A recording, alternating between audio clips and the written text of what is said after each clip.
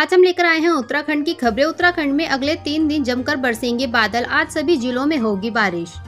आज बारिश पूरे उत्तराखंड को भिगोने वाली है। मौसम विभाग ने पूरे राज्य में बारिश का अनुमान जारी किया है। 5 जिलों में अधिकतर जगह बारिश होगी, बाकी 8 जिलों में अनेक जगह बारिश का अनुमान है।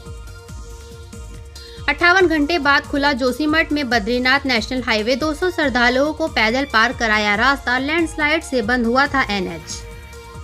बद्रीनाथ नेशनल हाईवे 9 जुलाई की शाम को भयानक लैंडस्लाइड के कारण बंद हो गया था। नेशनल हाईवे पर जोशीमठ में एक ही दिन में 2 बार पूरा पहाड़ आ गिरा था।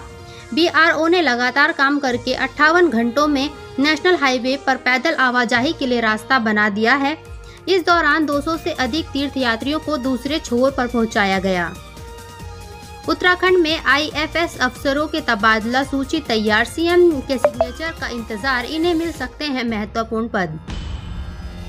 उत्तराखंड में IFS के अफसरों की तबादला सूची तैयार है। इस तबादला सूची को बस मुख्यमंत्री पुष्कर सिंह धामी के अनुमोदन का इंतजार है। काफी गोपनीय रखी गई तबादला प्रक्रिया के बारे में कुछ महत्वपूर्ण जानकारियां ETV भारत के हाथ लगी है।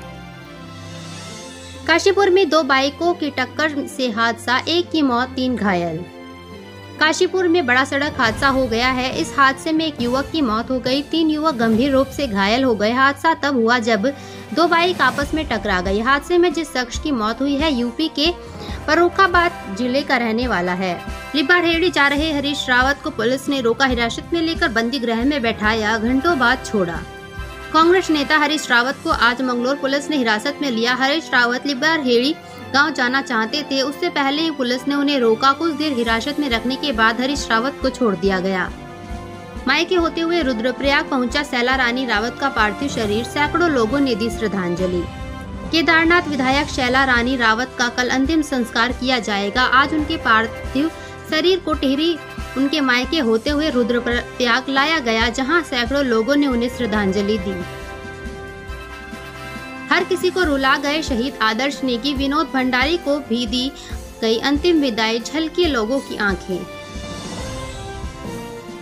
काशीपुर में स्वास्थ्य विभाग की छापेमारी, 4 पैथोलॉजी लैब पर ठोका 25-25 हजार का जुर्माना। छिटपुल घटना के साथ संपन्न हुआ मंगलोर उपचुनाव। 68.24% पड़े वोट। 13 जुलाई को आएंगे नतीजे। यात्रीगण कृपया ध्यान दें, कुमाऊं मंडल से चलने वाली कई ट्रेनें रद्द। उत्तराखंड में मानसून की बारिश हो रही है। बारिश के कारण लोगों को भी परेशानियों का सामना करना पड़ रहा है। बारिश के कारण कई ट्रेनें अग्रिम आदेश तक निरस्त की गई हैं। रोते बिलखते शहीद आनंद सिंह को पूरे परिवार ने किया विदा। हजारों आंखें हुई नम, बेटे ने दी मुखाग्नि। चारधाम संयुक्त संरक्षण समिति ने यात्रियों की सीमित संख्या हटाने की उठाई मांग। कहा, रजिस्ट्रेशन के नाम पर यात्रियों को रोकना सनातन संस्कृति के खिलाफ।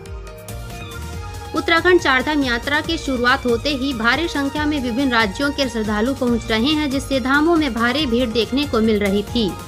ऐसे में कुछ समय के लिए श्रद्धालुओं को रोक दिया गया था। इसी बीच चारधाम संयुक्त संरक्षण समिति ने सरकार से यात्रियों की सीमित संख्या की बाध्यता समाप्त करने की मांग उठाई है।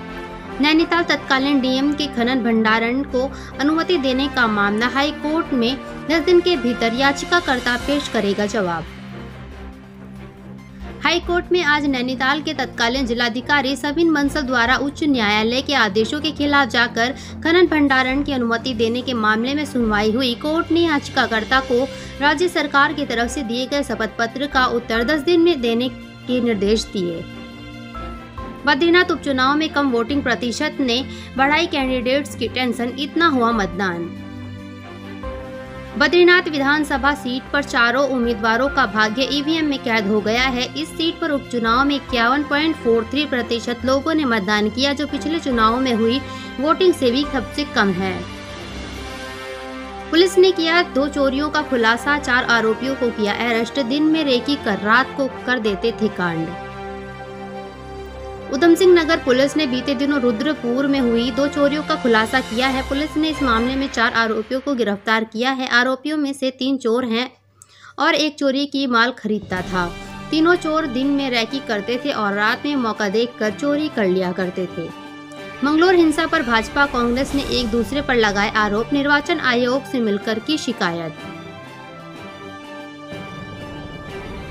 हरिद्वार की मंगलोर विधानसभा सीट पर उपचुनाव के दौरान हुई हिंसा के मामले में कांग्रेस और भाजपा दोनों ने अपर मुख्य सचिव निर्वाचन अधिकारी से मुलाकात की। दोनों राजनीतिक दलों द्वारा अपना अपना पक्ष रखा गया। पानी के तेज बहाव में बहा युवक, डिमरी नदी से मिला शव। उत्तराखंड में आफत की बारिश के चलते धीमा हुआ पर्यटन कारोबार, नैनीताल में धंधा हुआ मंदा। उत्तराखंड समेत नैनीताल में हो रही बारिश से जनजीवन अस्त व्यस्त हो गया है। चारों तरफ तबाही का मंजर देखने को मिल रहा है। आलम यह है कि पर्यटक न आने से नैनीताल के सभी पर्यटन स्थल वीरान हो गए हैं, जिससे पर्यटन कारोबार चौपट हो गया। पौड़ी के मुछियाली में खुलेगा प्राथमिक स्वास्थ्य केंद्र, सरकार ने उच्चीकरण की दी मंजूरी।